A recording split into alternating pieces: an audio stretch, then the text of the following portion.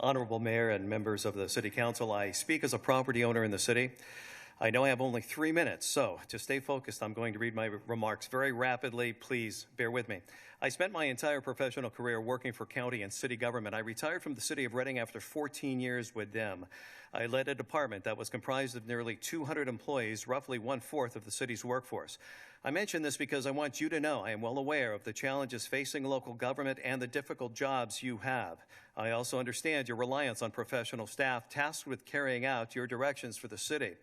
Several months ago, when I began asking questions of staff about what would be required to develop our property in the San Juan Hills area, staff responded promptly. But when I began asking more detailed questions about how they can justify the need for a costly certificate of compliance, giving what I believe were very valid arguments that these properties should already be deemed legal, staff went totally silent.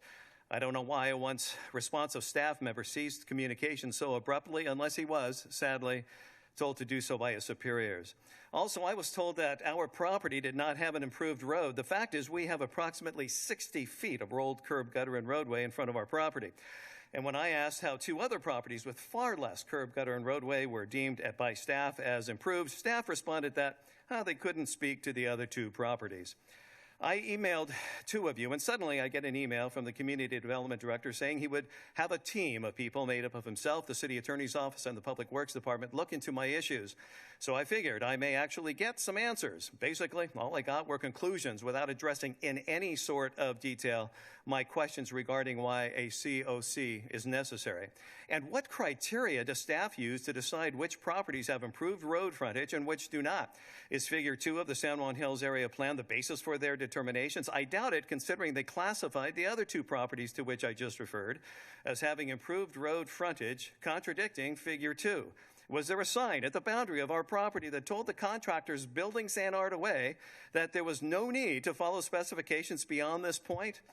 Pardon the sarcasm, but when encountering the absurdity of staff basically telling me that a road does not exist and I should not believe my lying eyes, is very frustrating. When challenged by someone seeking transparency, staff seems to become unresponsive.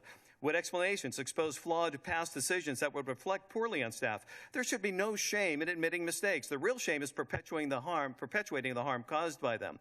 I hate even suggesting this about people whom I would have once called colleagues, but I also understand how bureaucracies sometimes devolve into self-serving and self-protecting entities, and a circling of the wagons is what you get. At that point, all that is left is for us taxpayers to appeal to the people actually elected to represent them. That is why I am here, and I thank you for the time. Thank you.